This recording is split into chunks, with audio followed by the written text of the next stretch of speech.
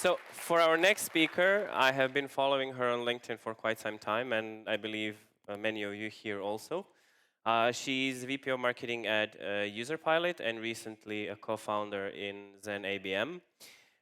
She has over 10 years of experience in SaaS marketing, and she told me that she has a very special relationship with cats and very bad luck with plumbing, and I'm really eager to hear that story. When she's not running marketing, she's running in parks in London, and now she's going to tell us what has plumbing taught her about B2B SaaS. Emilia, welcome. Hi, folks. Hi, everyone. Yeah, so as you can see yourself, I have really bad luck with plumbing. Wherever I go, wherever I move, there are some plumbing issues. Like even today, I just came to the most sunny place in Croatia, and it's raining cats and dogs. So here we are, but today I'm going to be talking about something quite different than plumbing, although maybe somewhat similar. It is a talk about systems as well. So something I have in common with Matt. I like systems. I also have a master's in philosophy, ironically. And I also started my career from PayPal many, many years ago, almost 15 years ago. So quite uncanny. But today I'm going to be talking about something slightly different. And I want to know how many of you work in marketing, if you could raise your hands.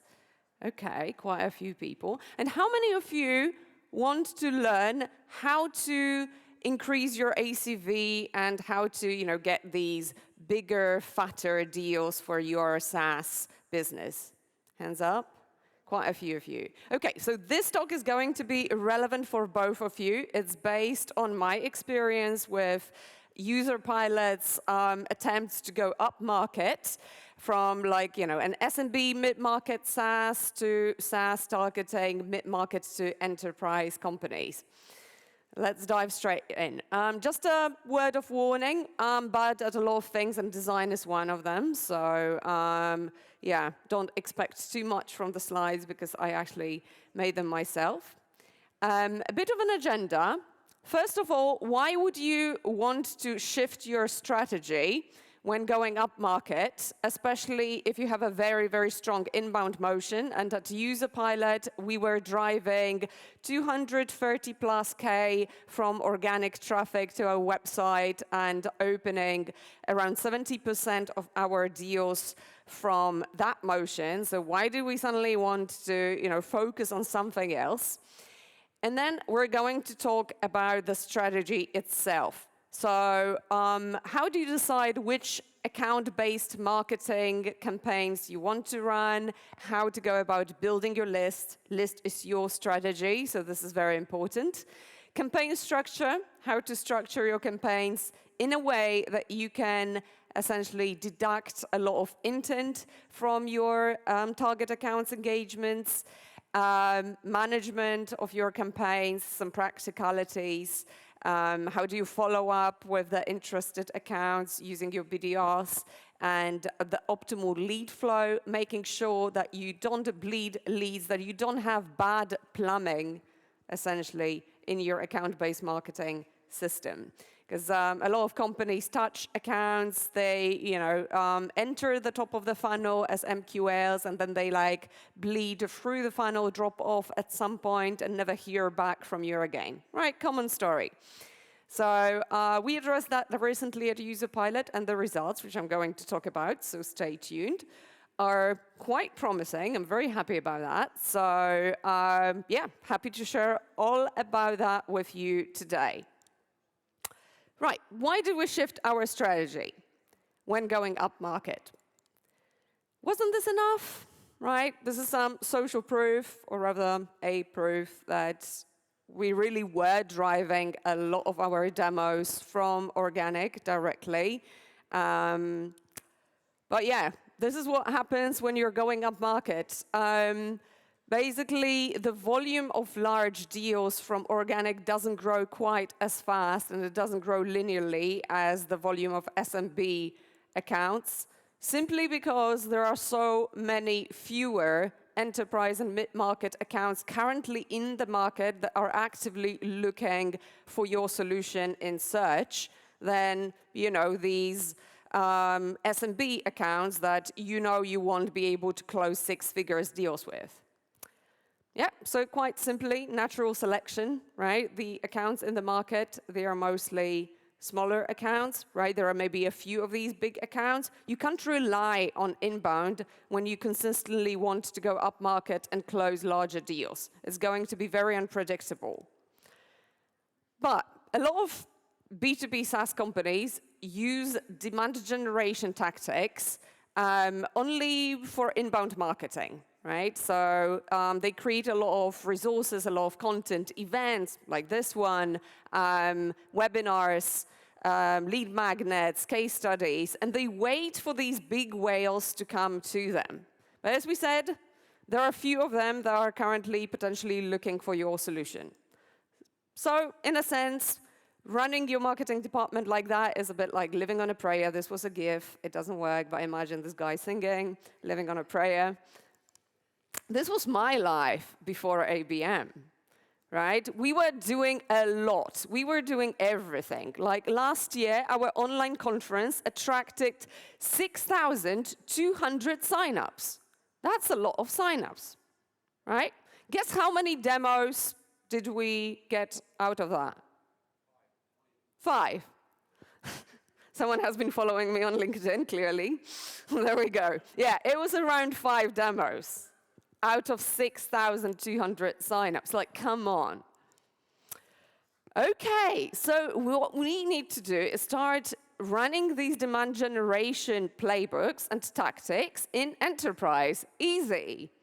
Apart from that, it's not, right? Because how do you reach these large enterprise companies that, as we said, most of them are not currently actively searching for your solution. A lot of them don't even know that they should be interested in your solution. You somehow need to generate that interest in your solution. We're going to talk about that, don't worry. But first, this is what I heard from my boss before I started working on our ABM strategy. Your department is siloed. You don't want to hear that from your CEO, right? So I was like a little offended. What? My department siloed? No, never. Well, but in fact, it was. It was siloed. We were running our marketing teams around different channels.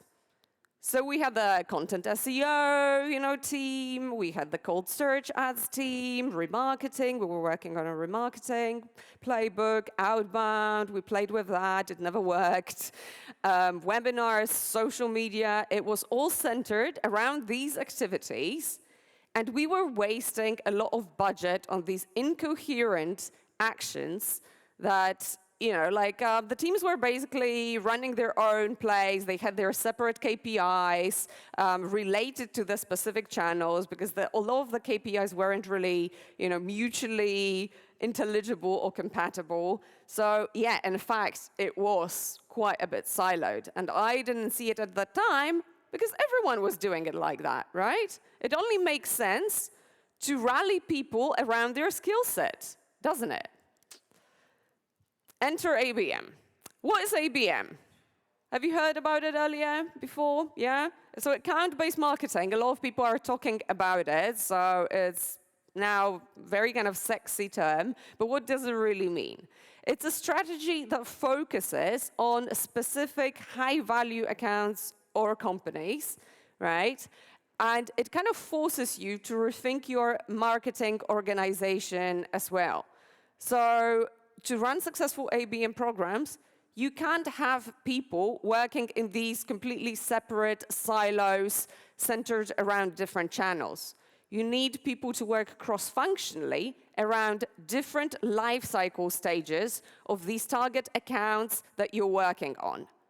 Because ABM is a strategy that applies to every stage of the funnel. You can drive net new MRR with it, but you can also drive expansion revenue with it.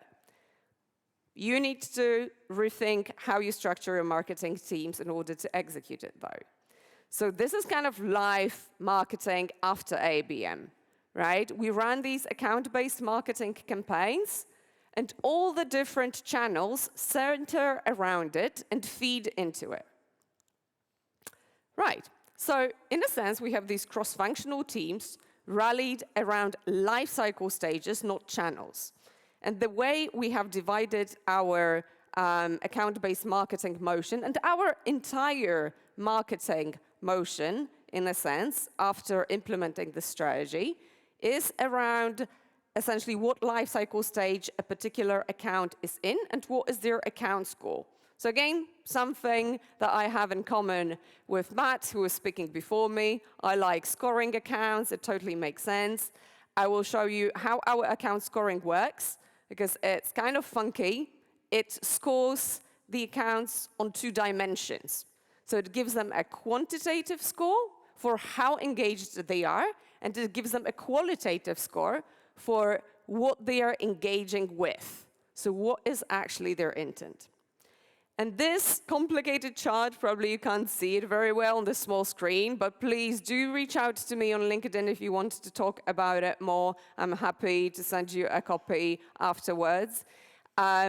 Basically showcases how we have arranged our lead flow. So to the left, your right, there are the accounts that have already passed through the marketing funnel before and have not exited as a successful customer, right? Or we see a potential for an upsell, expansion revenue there.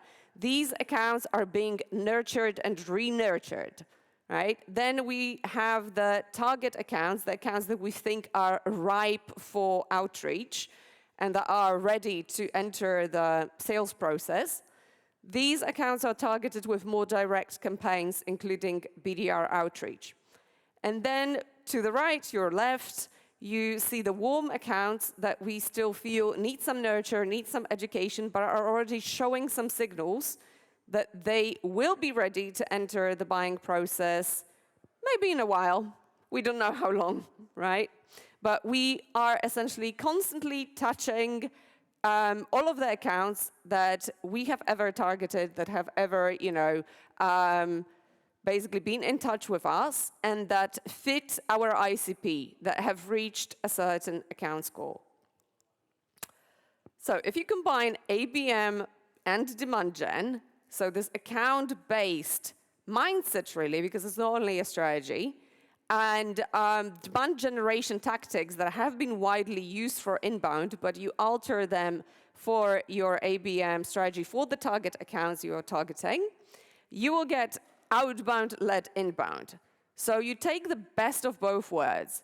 You take some outbound tactics, essentially you're in the driving seat, you control whom you're engaging with, but at the same time, you make them think that they wanted to engage with you in the first place because they are seeing the super relevant content that was tailored especially for them. And most of our conversions, most of our deals from ABM actually come through inbound. But suddenly, these accounts that have never engaged with us in the past 7 years are suddenly interested in our services, even though previously they weren't in the market. How does that happen? Well, we did something, right, to make them think that this solution is something that they should be looking at. So after 7 months of running ABM, we have reached this mythical alignment. These are our results from last week, right? So almost 1,800,000 in pipeline is over 1,800,000 in pipeline.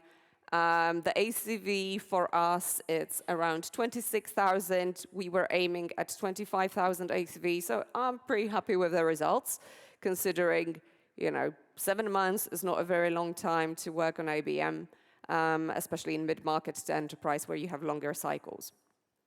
Okay, so now let's dive into the practicalities. How do you generate demand in these high-value enterprise accounts? So ideally, they come to you from inbound and they think that they need your solution. They think that it was their active choice to talk to you, not the other way around. Like, that's why cold outbound never works, because you're attacking people that have no clue you exist and no clue why you're talking to them. And what's more, most outbound teams also have no clue why they are reaching out to the people they are reaching out.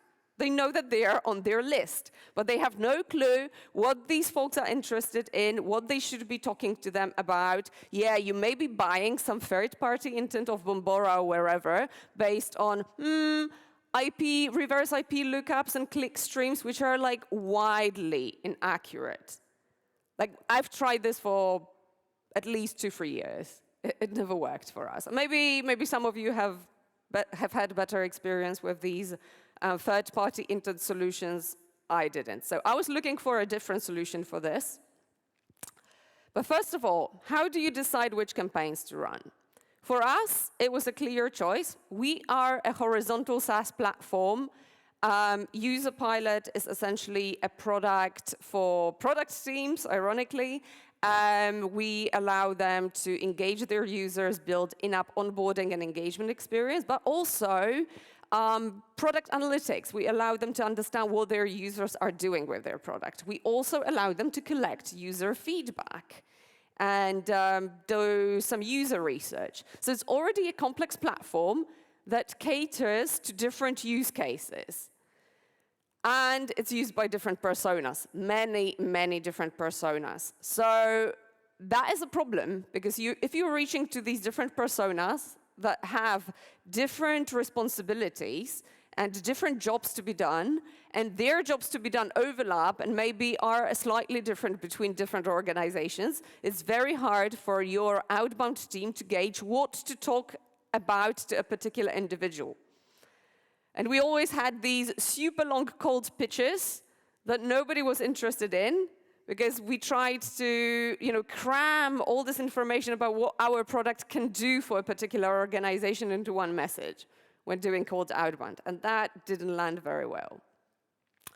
So what we are doing now is we are creating campaigns on LinkedIn around our core value propositions, so all these different jobs to be done, and we how many of you went to breakfast today? All right, quite a few. Right, okay. And you had this breakfast buffet where you could choose do you fancy a croissant today? Do you fancy an omelette, right? So we do the same with our ABM campaigns. We basically give them all these different choices, and then we see what each account picks, right? And we do it on LinkedIn because, again, I'm not a believer in display ad networks. This is the accuracy, according to a study conducted by SIFT, of display ad networks based on reverse IP lookups.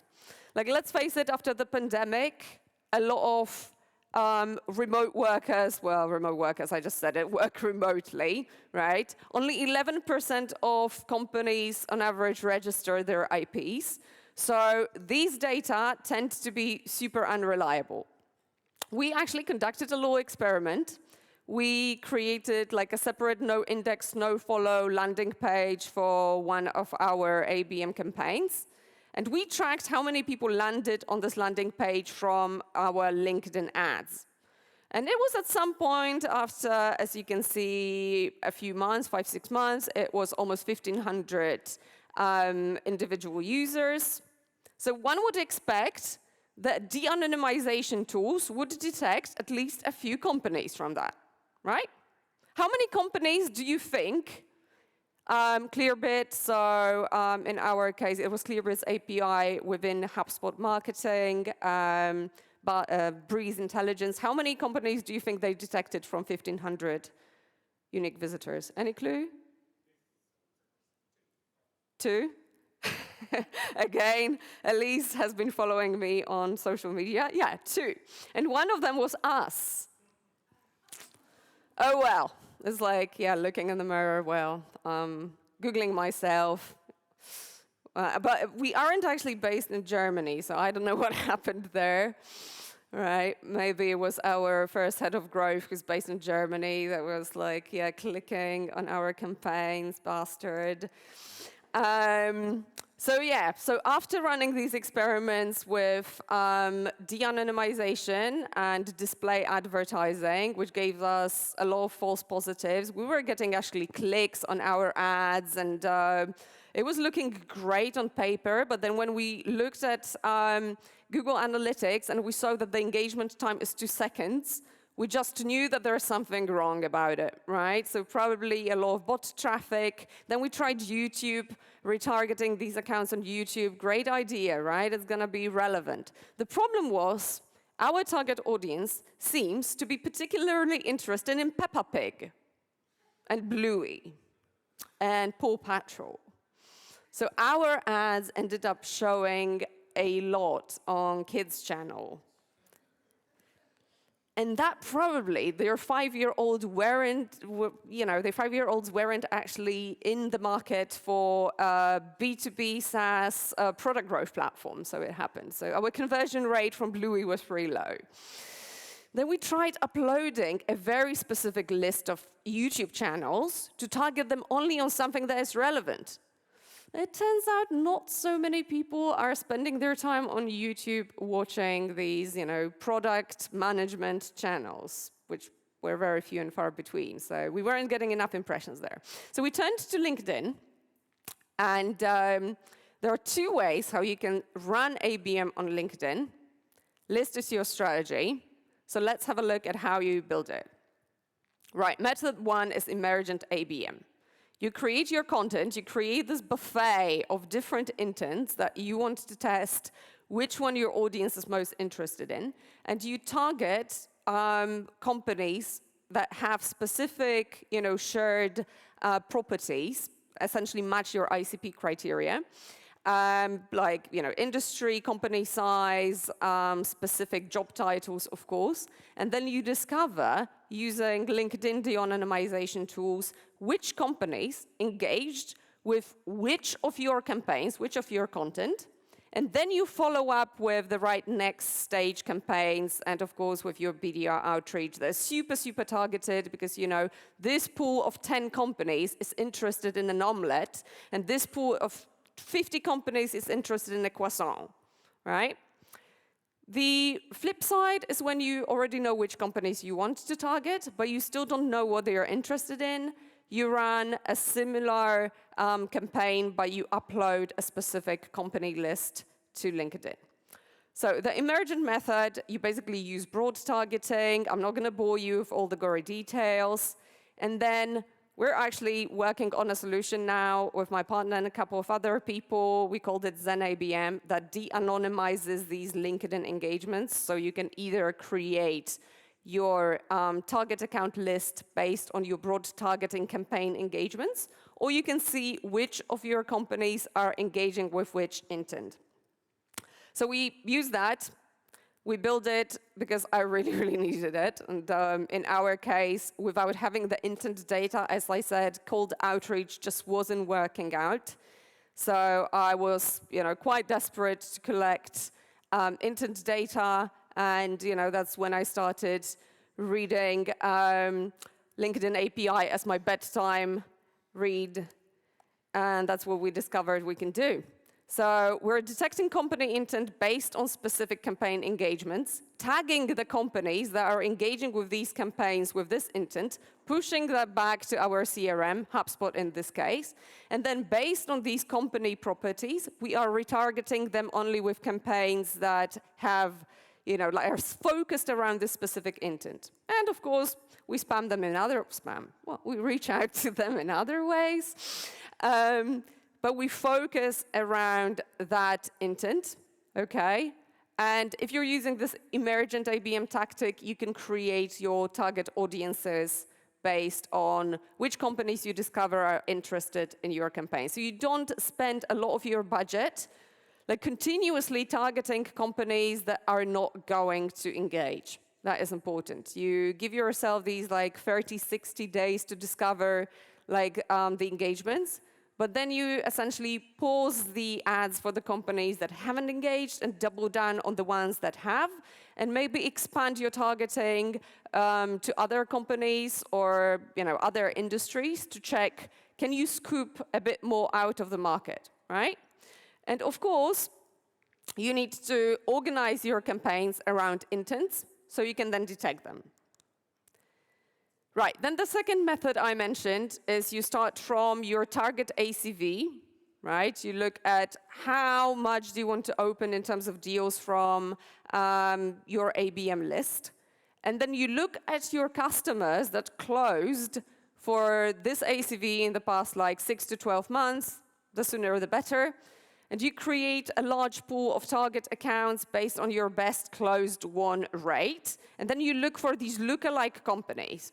We do it in Clay. We use Ocean AI API via Clay to do this, to create these basically lookalike audiences that share a lot of these characteristics with our best deals, with our closed won deals with the highest ACV.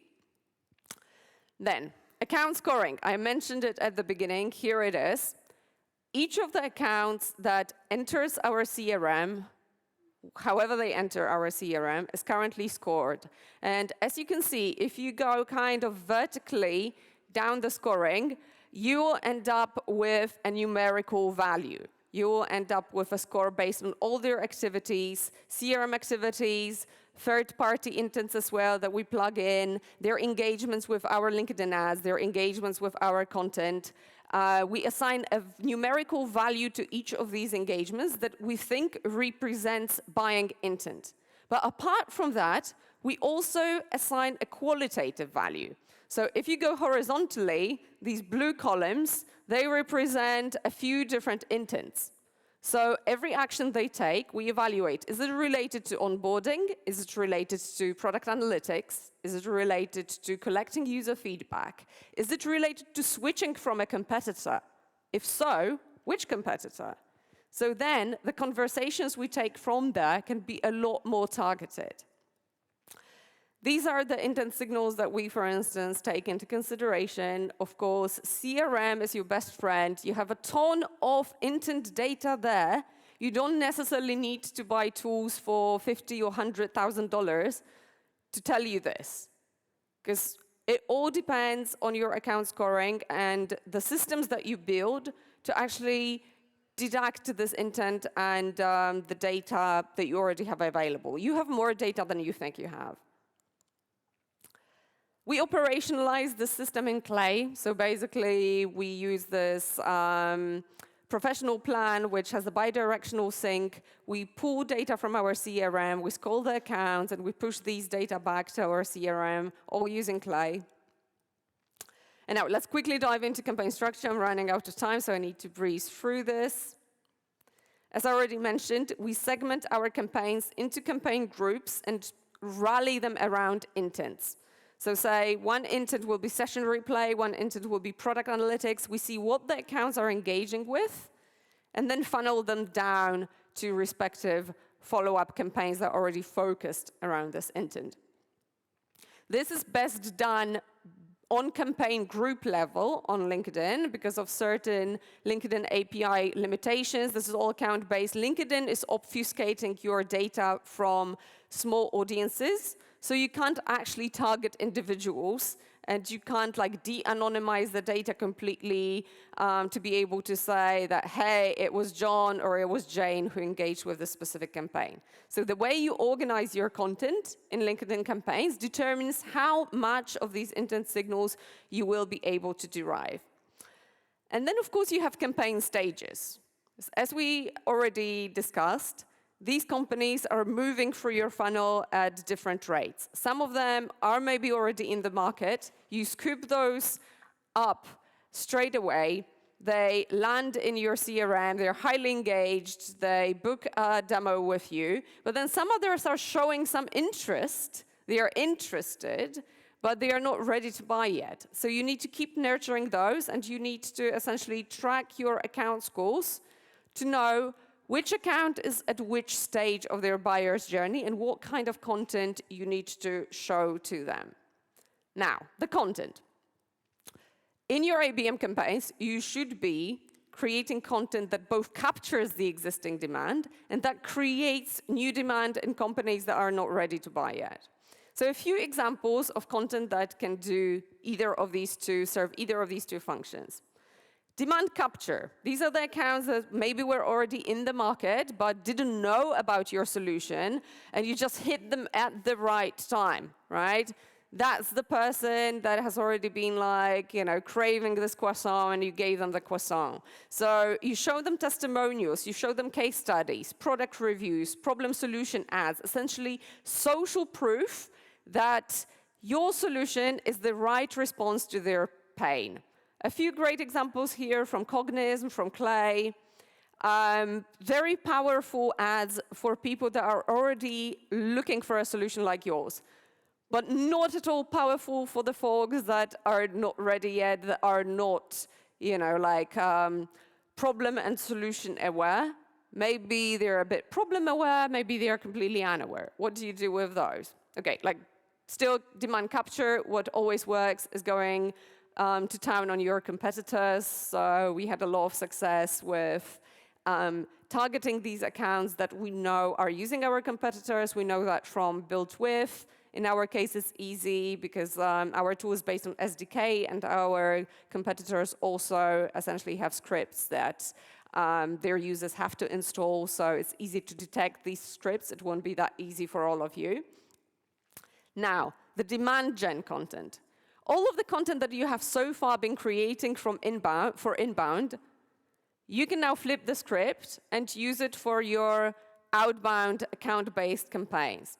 So webinars, blog posts, interviews, teardowns, one-to-one consulting, and audit calls, you can use them to target specific account lists. And in my experience, the winning formula is when you present a specific result, how this result was achieved, plus you layer some social proof on top. So how X achieved Y with Z. And a few examples of those, I loved Trigify's webinars. I've signed up for Trigify and used it just because of their webinars. They're so practical, so hands-on. Another way how you can generate demand is by sharing thought leadership content from some influencers that you know your target accounts are already following. Some popular, relevant people to your industry, team up with them, create an influencer marketing campaign, and then use these posts they publish on LinkedIn, plugging your product in it, ideally, as a thought leader ad. There is this type of ads you can use to target a specific company list with influencer content. It works incredibly well, but you need to have some sort of a top or middle of the funnel asset to go with those, because these people are not ready to book a demo yet, right? They're just getting inspired. They're just getting educated from these highly authoritative people, influencers in their industry, that your solution is valuable and that they should care about the problem that your solution is solving. A few more examples of thought leadership content, again, from Trigify. I'm not paid to say this, by the way, unfortunately. And what you also need to do is constantly keep experimenting and iterating. So tracking the results of your campaign for specific groups of target accounts. Like what we are doing is we're constantly monitoring the performance of all our ads, and we're essentially turning off the ads that are underperforming, in our case, that have a CTR under 0.35%. Right, and then the happy days, the happy outcome is if you match the content with the intent well, a lot of your target companies will convert directly through inbound, thinking that it was their choice. So it's a lot easier, it's a lot cheaper, because the human cost in cold outbound is, essential, not negligible. Performance metrics, I know I'm over time, so I'm just gonna steal 2 more minutes, literally 2 more minutes out of your coffee break. What we are tracking to ensure the success of these campaigns, it can't be only revenue outcome based, right? Because these campaigns for us last 90 days each, at least. So it's too long to kind of wait for the outcomes, then the buying cycles themselves take a few months. We don't want to wait 6 months to learn how our campaigns are performing. So we are tracking some leading metrics. The leading metrics are progression through these different ABMs, so funnel stages, how many companies have reached the different stages based on their account scores, the conversion rate to pipeline first, so what is the percentage of our target accounts in a campaign that we've been able to open deals with, and then an important financial metric, pipeline per dollar spent, right? So this is a leading metric. out of what we've already spent on the campaign, how much pipeline were we able to generate. And then ROAS is a lagging metric again. So, another thing that we're trying to solve for is building these analytics dashboards out of the box here with ZenABM, because I spent 5 months working on HubSpot dashboards for this. It's possible. It's possible. It's a bit clunky. Now, the tools that I mentioned here in the presentation, roughly that's the cost of the tools. And bonus, I published a case study with Kyle Poyer on our ABM strategy with all the nitty-gritty of it. So if this was a bit dense today and maybe a bit too much, you can scan the QR code and read the full case study.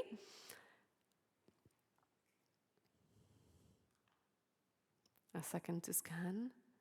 And then you'll have another QR code to connect with me.